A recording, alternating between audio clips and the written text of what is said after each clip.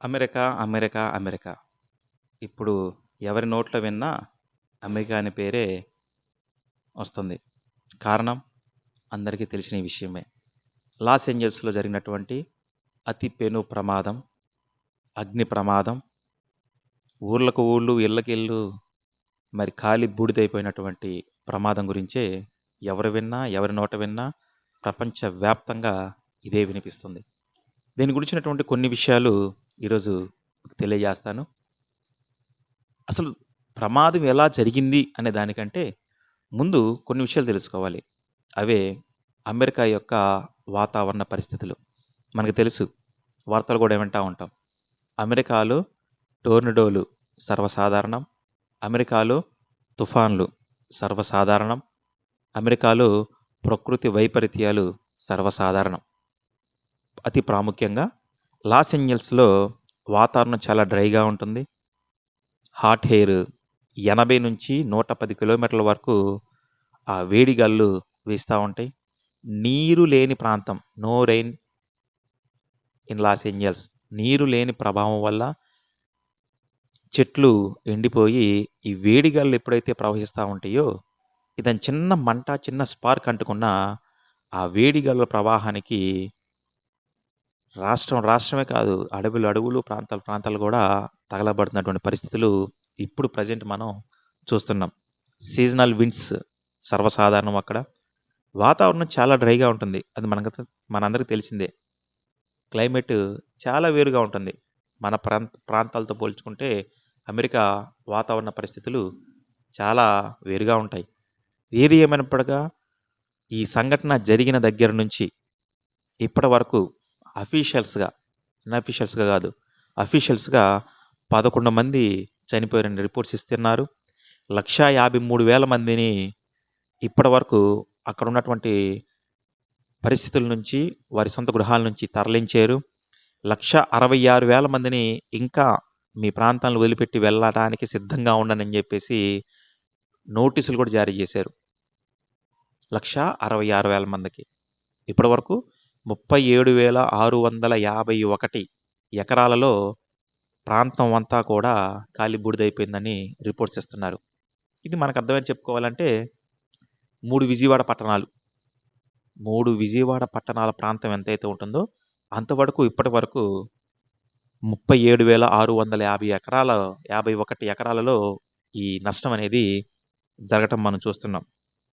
ఏది ఏమైనప్పటికి కూడా అంత మాత్రమే కాదండోయ్, లాస్ ఏంజల్స్లో హాలీవుడ్ యాక్టర్స్ చాలామంది ఉన్నారు. అత్యంత సంపన్నమైన దేశంతో పాటు ప్రపంచవ్యాప్తంగా మెప్పించినటువంటి నటీనటులు ఉన్నటువంటి ప్రాంతం అది. అందులో అఫీషియల్స్గా చెప్తున్న లెక్కలు బట్టి 11 మంది యాక్టర్స్, హాలీవుడ్ యాక్టర్స్ ఇల్లులు కూడా అందులో ఉండి, దహనమైపోయిన వాటిలో ఉండి అని చెప్తున్నారు. అన్అఫీషియల్గా 43-46-47 మంది కూడా ఉండొచ్చని అన్అఫీషియల్గా చెప్తున్నారు. ఏది ఏమైనప్పటికి కూడా ఇంత నష్టం అనేది కనీ విని ఎరుగని రీతిలో మరి అమెరికాని కుదిపేస్తుందన్న విషయం గమనించాలి, గుర్తించుకోవాలి ప్రతి ఒక్కరం కూడా.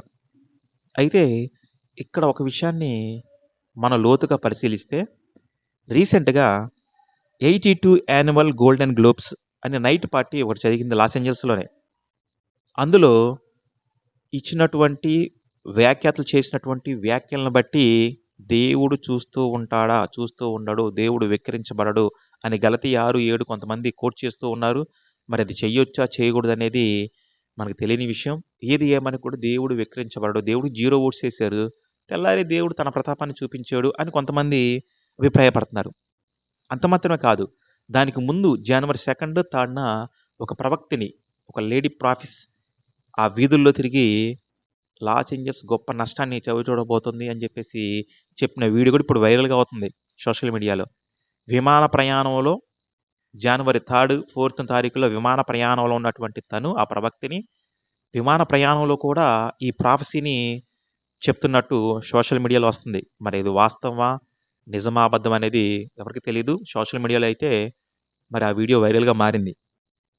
ఏది ఏమైనప్పటికి కూడా ఈ ప్రమాదానికి గల కారణాలు 3 ముఖ్యమైన కారణాలు గుర్తుపెట్టుకోవాలి ప్రతి ఒక్కరు కూడా. 1 man made, 2 wire cables. Man made ఏదైనా మనిషి ఏదైనా తప్పిదం వల్ల ఏదైనా కాల్చి వేయటం వల్ల ఈ ప్రమాదం ఏమన్నా సంభవించిందా? 2 ఆ కేబుల్స్ ఏమన్నా స్పార్క్ సర్క్యూట్ అయ్యి ఏమన్నా జరిగిందా?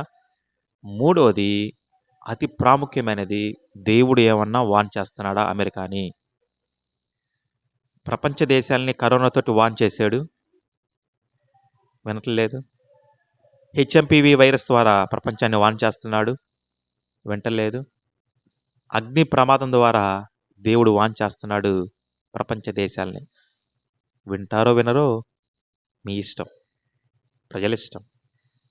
నా అభిప్రాయంలో దేవుడు వార్న్ చేస్తున్నాడా, వార్నింగ్ ఇస్తున్నాడా ప్రపంచ దేశాలకి? ఇప్పుడు ఈ విషయమై అనేక మంది క్రైస్తవులు, పాస్టర్స్, సేవకులు అన్నవారు కూడా చాలా విషయాలు చెప్తున్నారు. ప్రకటనలో మొదటి బోర ఊదినప్పుడు ఈ ప్రమాదాలన్నీ జరుగుతూ ఉంటాయి అని కూడా చెప్తున్నారు. మరి దీనికి దానికి ఇంటర్లింక్ చేసి చెప్పొచ్చా లేదా అనేది తెలియదు. ఇన్వెస్టిగేషన్లో అయితే ఇప్పటి వరకు అసలు ఇన్వెస్టిగేషనే ప్రారంభించలేదు. ఏం చేస్తున్నారు అంటే ఉన్న పరిస్థితుల నుంచి ప్రజల్ని కాపాడే పనిలో ఉన్నారు. ఇది అంతా సద్దుమణిగిన తర్వాత, కామ్ అయిన తర్వాత ఇన్వెస్టిగేషన్ స్టార్ట్ చేస్తామని చెప్తున్నారు.